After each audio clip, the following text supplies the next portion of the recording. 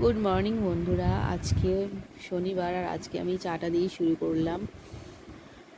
তোমরা সবাই কেমন আছো, কি করছো? আর আজকে ওয়েদার তোমাদের ওখানে কেমন? আমাদের এখানে তো ভোর থেকে বৃষ্টি হচ্ছিল আর শরীরটা খুবই খারাপ, মাথার যন্ত্রণা এতটাই হচ্ছিল। আজকে ঘুম থেকে উঠতে অনেকটাই দেরি হয়ে গেছে।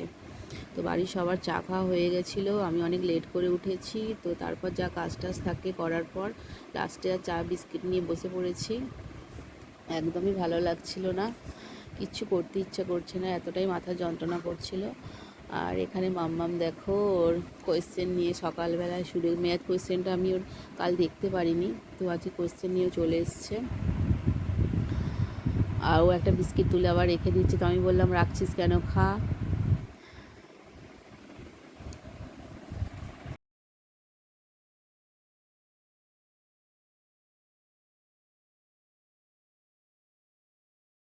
আর তারপর আমি রান্নাঘরে চলে এসেছি। আজকে আমাদের মনসা পুজো, মা মনসার পুজো, তো মা পুজোর দিকটা দেখছে, ওর জন্য আমি রান্নাঘরে চলে আসলাম। ছোলাটা ভিজানো, যেহেতু সবাই পছন্দ করে তো রেগুলারই ছোলা ভিজানো থাকে।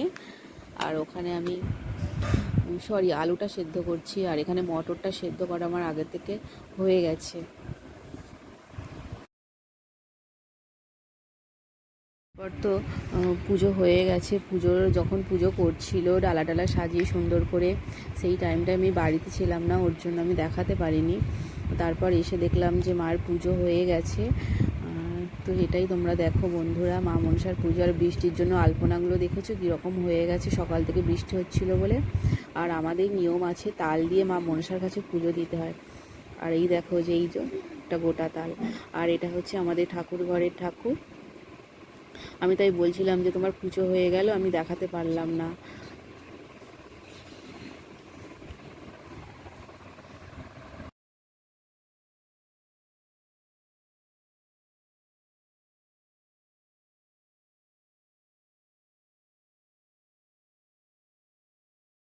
তারপর তো পুজোর প্রসাদ ওখানে চিড়ে, আর এখানে ফল প্রসাদ মা রেখে দিয়েছে, বললো আগে পুজোর প্রসাদটা খেয়ে নে।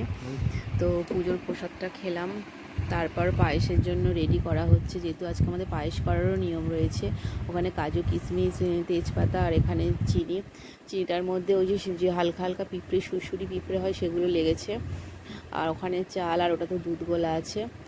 আর ঘুগনিটা তখন বললাম সেদ্ধ করছি, তো আমি কড়াটা সত্যি দেখাতে পারিনি, আমার শরীরটা আজকে খারাপ ছিল, ওর জন্য ভালো লাগছিল না কিছু, ওর জন্য রেডি করেই দেখালাম। আর নাড়ুটাও এখানে হয়ে গেছে, আর লাস্ট পর্যন্ত এই পায়েসটাও হয়ে গেছে। তো বন্ধুরা, আমার এই ছোট্ট মিনি ব্লগটি তোমাদের যদি ভালো লাগে তাহলে লাইক কমেন্ট করে দিও আর সাবস্ক্রাইব